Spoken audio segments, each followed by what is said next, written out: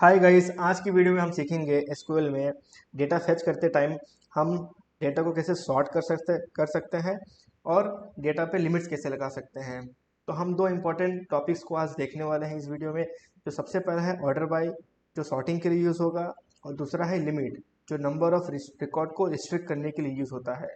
अगर आपको एक प्रॉपर रियल प्रोजेक्ट बना रहे हो तो आपको ये दोनों चीज़ें यूज़ करनी पड़ सकती है। तो सबसे पहले हम देखते हैं ऑर्डर बाई। ऑर्डर बाई का यूज़ होता है डेटा को किसी स्पेसिफिक कॉलम के बेसिस पे सॉर्ट करने के लिए। तो चलो यहाँ पे मैं आपको क्वेरी लिख के दिखाता हूँ। पहले मैं लिख लेता हूँ, डेटाबेस अपना यूज़ कर लेता हूँ। सो गाइज यहाँ पे ये दोनों चीज़ें मैं थोड़ी सी इसे क्लोज कर देता हूँ। ये राइट साइड में जो स्पेस ले रहा है इसे मैं क्लोज कर देता हूँ कि आपको चीज़ें अच्छे से दिखे।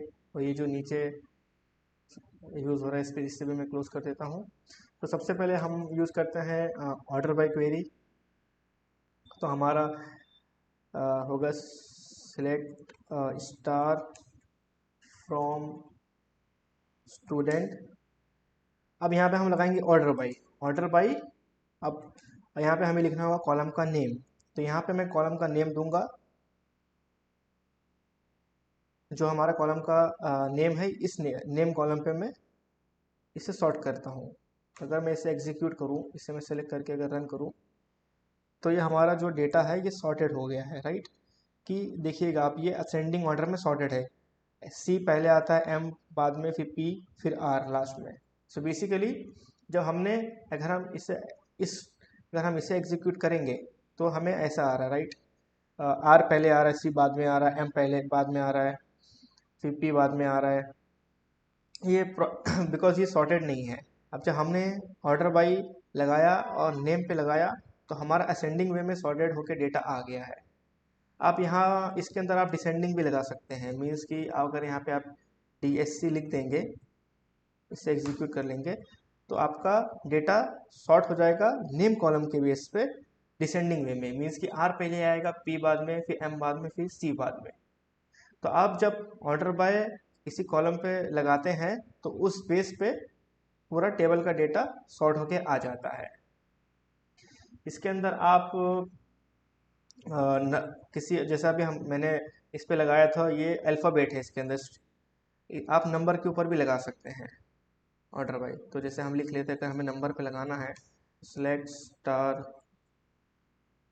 From student order by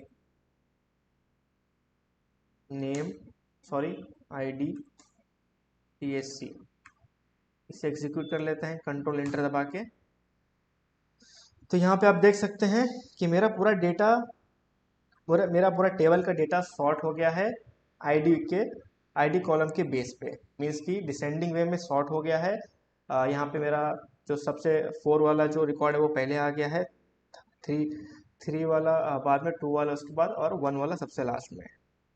so guys ये हो गया हम कैसे ऑर्डर बाई यूज़ करते हैं। तो ऑर्डर बाई बेसिकली किसी कॉलम पे लगता है और हम उससे स्पेसिफाई कर सकते हैं कि हमें इसे असेंडिंग में सॉर्ट करना है या डिसेंडिंग में सॉर्ट करना है। यहाँ पे मैंने, अगर असेंडिंग में सॉर्ट करना होता है तो हमें कोई चीज़ लिखने की ज़रूरत नहीं होती। हम डिसेंडिंग निकाल देंगे तो ऑटोमेटिकली असेंडिंग में सॉर्ट हो जाता है। आप ऐसे भी लिख सकते हैं, लेकिन अब जब नहीं लिखते हैं तो ऑटोमेटिकली वो असेंडिंग में सॉर्ट हो जाता है।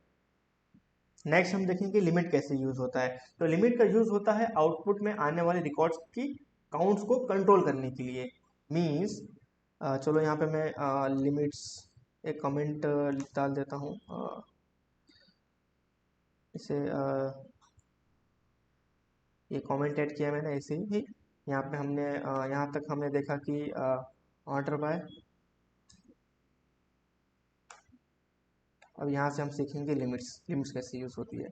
तो सपोज यहाँ पे मैं डेटा फेच करता हूँ, सेलेक्ट स्टार फ्रॉम, टेबल का नाम स्टूडेंट, और यहाँ पे अगर मैं लिमिट लिखता हूँ, लिमिट 2, तो यहाँ पे मुझे सिर्फ 2 ही रिकॉर्ड मिलेंगे। मीन्स कि मैंने कहा मुझे टेबल से सारा डेटा, टेबल से सारे कॉलम सेलेक्ट करो, और लिमिट मैंने जब 2 लगाई, मीन्स कि यहाँ पे से मुझे 2 ही रिकॉर्ड मुझे चाहिए। अगर यहाँ पे मैं 3 कर दूंगा इसे तो मुझे 3 रिकॉर्ड मिलेंगे। अगर मैं 1 कर दूंगा तो मुझे ओनली 1 रिकॉर्ड मिलेगा। अब हम लिमिट्स प्लस, ये हमने यहाँ पे लिमिट्स यूज़ कर लिया है और यहाँ पे हमने ऑर्डर बाई यूज़ किया है। अगर अभी हमें दोनों को कंबाइन करके इसे यूज़ करना हो तो हमें हमारी क्वेरी कुछ इस तरह होगी। चलिए क्वेरी लिख लेते हैं इसकी। तो हमारी आएगी सेलेक्ट स्टार फ्रॉम स्टूडेंट। यहाँ पे मैं ऑर्डर बाय लगाता हूँ डेट ऑफ बर्थ वाले कॉलम पे, उसे मैं असेंडिंग में सॉर्ट करना चाहता हूँ डेट ऑफ बर्थ वाले कॉलम को, और यहाँ पे मैं लिमिट लगा देता हूँ 2। तो इसे एग्जीक्यूट कर लेते हैं। तो यहाँ पे मुझे डेटा मिला है इस ऑर्डर बाई हमने यूज़ किया है डेट ऑफ बर्थ कॉलम पे, इस पे हमने इसे सॉर्ट कर लिया है, और हमने यहाँ पे असेंडिंग वे में इसे सॉर्ट किया है, और हमने यहाँ पे लिमिट लगाई 2। मीन्स इससे हमें सबसे जो सबसे बड़े स्टूडेंट हैं उनका हमें डेटा मिल जाएगा। यहाँ पे जैसे आप देख सकते हैं, अगर मैं इसे एग्जीक्यूट करूँ तो यहाँ पे जो सबसे बड़े जो स्टूडेंट है इस टेबल के अंदर वो है मोंटू और दूसरा है राजू। तो जब हमने यहाँ पे इसे सॉर्ट किया असेंडिंग में, मीन्स कि जो सबसे छोटे नंबर्स हैं वो पहले आ जाएंगे। तो सबसे छोटे नंबर्स है इसमें 99 और 201, राइट। जब हमने इसमें असेंडिंग में इसे सॉर्ट किया तो हमारा ऐसा है, और जब हमने इस पर लिमिट लगाया 2 की तो हमें सिर्फ ओनली 2 डेटा ही मिलेगा। तो इसलिए हमारे पास 2 जो सबसे ऑल स्टूडेंट के डेटा हमारे पास मिल चुके हैं।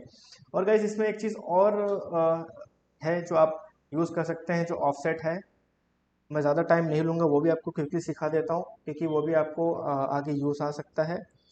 तो मैं ऑफसेट के लिए क्वेरी लिख देता हूँ, select star from student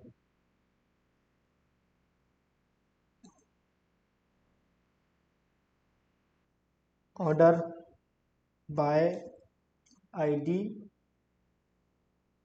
limit भी लगा देता हूँ मैं, लिमिट 2, ऑफसेट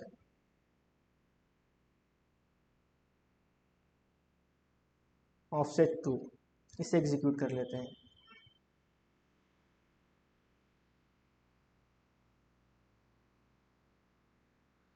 सो गाइज यहाँ पे क्या हुआ है, हमने क्या किया है, हमने आईडी सबसे पहले हमने अपने आईडी कॉलम को सॉर्ट किया है ऑर्डर बाय आईडी, मीन्स कि इसे हमने असेंडिंग वे में सॉर्ट किया है, और उसके बाद मतलब 1 2 3 4 5 ही आने वाला था डेटा, बट हमने लिमिट भी लगा दिया, मीन्स कि हमें 2 ही डेटा चाहिए था, बट हमने ऑफसेट जब लगाया तो हमें लास्ट के 2 डेटा मिला।